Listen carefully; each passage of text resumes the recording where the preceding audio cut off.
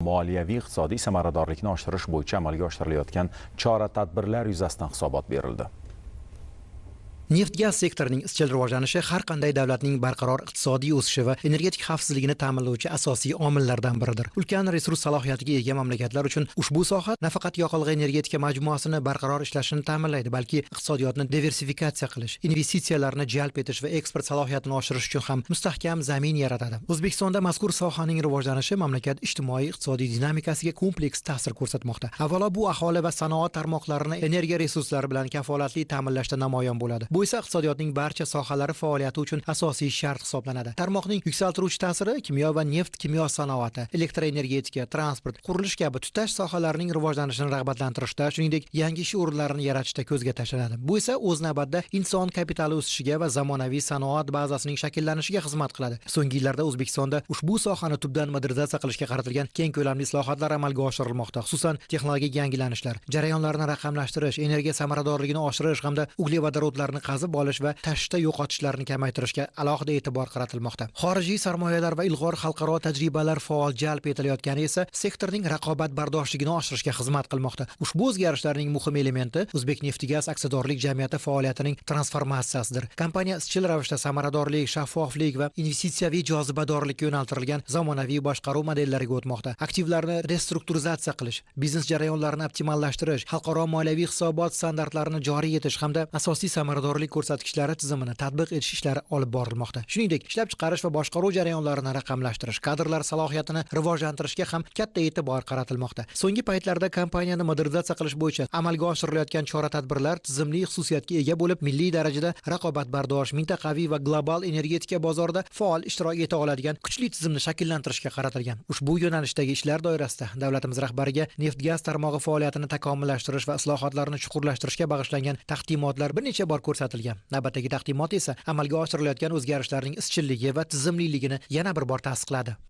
Bugun Prezidentimiz Shavkat Mirziyoyevga neft-gaz tarmog'ida barqaror ishlab chiqarish ko'rsatkichlarini ta'minlash va moliyaviy iqtisodiy samaradorlikni oshirish bo'yicha amalga oshirilayotgan chora-tadbirlar yuzasidan hisobot berildi. O'zbekneftgaz tizimida joriy yilning birinchi choragi yakunlari, ikkinchi chorakdagi asosiy vazifalar, ishlab chiqarish hamda moliyaviy ko'rsatkichlar dinamikasi ko'rib chiqildi. Quduqlar samaradorligini oshirish va qazib chiqarishga zamonaviy texnologiyalarni joriy qilish masalasiga alohida e'tibor qaratildi. Xususan, quduqlarda innovatsion yechimlardan foydalanish, ishlab chiqarish jarayonlarini texnik jihatdan qayta ko'rib chiqish, qazib chiqarishning qo'shimcha manbalarini ishga solish hamda ta'mirlash ishlarini aniq reja asosida tashkil etish bo'yicha choralar belgilangani aytildi. Geologiya qidiruv ishlarini kengaytirish, yangi istiqbolli maydonlarni aniqlash va ularni o'zlashtirish bo'yicha olib borilayotgan ishlar haqida ham axborot berildi. Jumladan 2D va 3D seysmik qidiruv tadqiqotlari ko'lamini oshirish, yangi maydonlarda burg'ulash ishlarini boshlash, shuningdek supervising, geologik gidrodinamik modellashtirish va loyihalashtirish jarayonlarini yanada takomillashtirish choralari ko'rilmoqda. Qayd etilganidek, joriy yilda bir qator yangi maydonlarda ish boshlangan bo'lib, navbatdagi bosqichlarda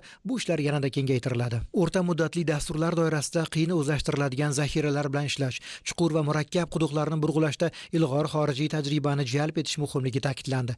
Davlatimiz rahbari neft-gaz tarmog'ida ishlab chiqarish barqarorligini ta'minlash, mavjud quvvatlardan unumli foydalanish, geologiya qidiruv, burg'ulash va ta'mirlash ishlarini tizimli asosda tashkil etish, moliyaviy intizomni mustahkamlash yuzasidan tegishli topshiriqlar berdi.